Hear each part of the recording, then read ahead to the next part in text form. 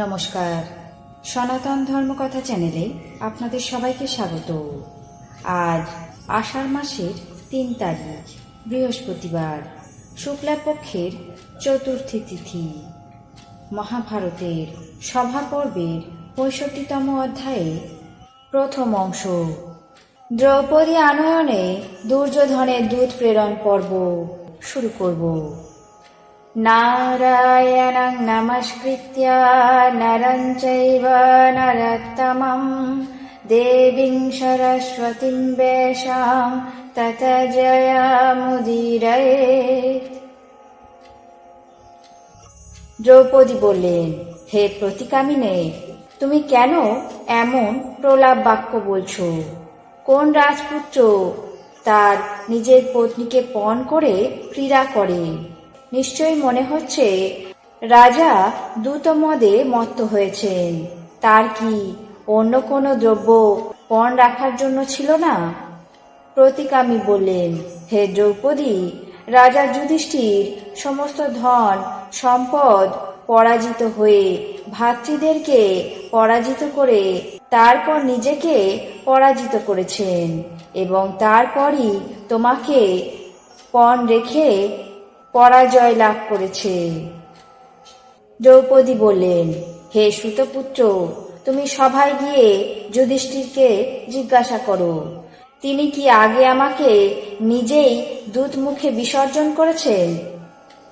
হে প্রতিকামী, তুমি যুধিষ্ঠিরের কাছে এই বৃত্তান্ত জেনে এই স্থানে পুনরায় এসে আমাকে নিয়ে যেও। ধর্মরাজ কিভাবে পরাজিত হয়েছেন সেই বৃত্তান্ত জেনে তারপর আমি সেখানে গমন করব। প্রতিকামী কৃষ্ণার কথা অনুসারে সভায় গমন করে রাজাদের সামনে উপবিষ্ট যুধিষ্ঠিরকে দ্রৌপদীর কথা বললেন। হে ধর্মরাজ, দ্রৌপদী আপনাকে জিজ্ঞাসা করেছেন, আপনি কার অধীশ্বর হয়ে তাকে দূত ক্রীড়ায় সমর্পণ করেছেন, আর প্রথমে আপনি নিজেকে নাকি তাকে এই দূত ক্রীড়ার অংশ করেছেন? ধর্মপুত্র যুধিষ্ঠির প্রতিকামীর মুখে দ্রৌপদীর কথা শুনে অস্পন্দের মতো ভালো মন্দ কিছুই বলতে পারলেন না।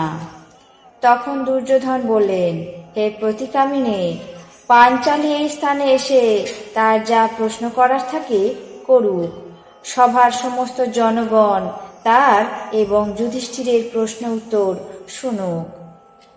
প্রতিকামী সুত দুর্যোধনের কথা অনুসারে পুনরায় পাণ্ডবদের ভবনে গিয়ে দুঃখার্থের মতো দ্রৌপদীকে বললেন, হে রাজপুত্রী, সভাসদগণ তোমাকে আহ্বান করছেন। মনে হয় এইবার কুরুকুল সমূলে নির্মূল হল।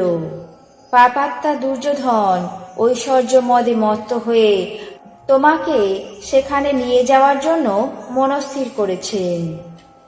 দ্রৌপদী বললেন, হে সুতপুত্র, বিধাতাই এমন বিধান করেছেন।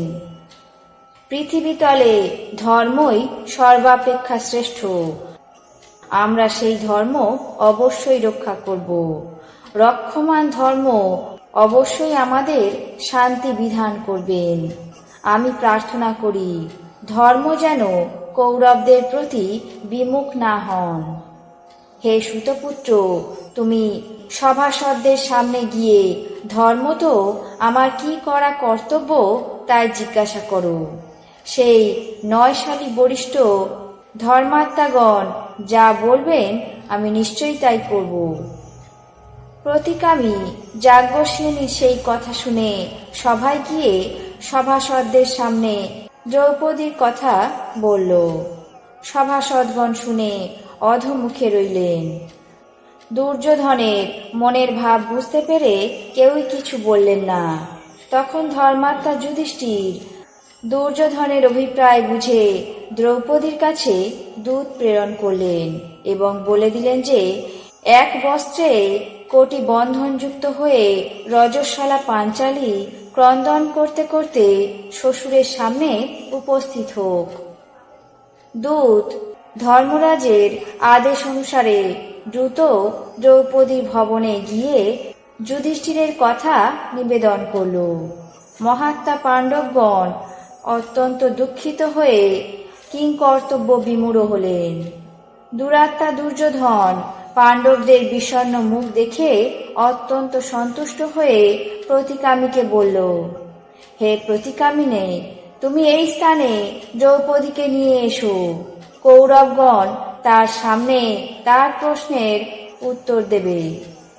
প্রতিকামী দুর্যোধনের বশবর্তী, কিন্তু দ্রৌপদীর ভয়ে ভীত হয়ে মান পরিত্যাগ করে পুনরায় সভাসদগণকে জিজ্ঞাসা করল, আমি দ্রৌপদীকে কি বলবো?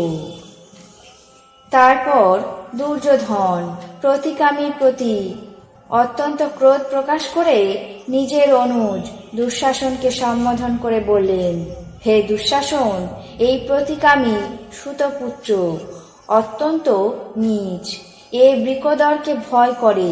তুমি স্বয়ং গিয়ে সেই অহংকারী যাজ্ঞসেনীকে এখানে নিয়ে এসো। অবশ শত্রুগণ তোমার কিছুই করতে পারবে না। আজ মহাভারতের সভা পর্বের ৬৫তম অধ্যায়ের প্রথম অংশ, দ্রৌপদী আনয়নে দুর্যোধনের দূত প্রেরণ পর্ব এখানেই শেষ করছি। বাকি অংশ আগামী পর্বে পাঠ করে শোনাব। এখন জেনে নেব আজকের দিনের 12টি রাশির রাশিফল। মেষ বিপদমুক্ত, বৃষ আশাহত, মিথুন দায়িত্ব বৃদ্ধি, কর্কট প্রতারিত, সিংহ ঋণ যোগ, কন্যা শুভ প্রয়াস, তুলা আঘাত প্রাপ্তি, বৃশ্চিক উদারতা প্রদর্শন, ধনু মনস্তাপ, মকর নব উদ্যোগ, কুম্ভ বাড়তি আয়, মীন নব প্রচেষ্টা। এই ছিল আজকের দিনের 12টি রাশির রাশিফল। আপনাদের কেমন লাগলো তা অবশ্যই কমেন্ট বক্সে জানাবেন। চ্যানেলটিকে সাবস্ক্রাইব করবেন, লাইক করবেন, শেয়ার করবেন। ধন্যবাদ।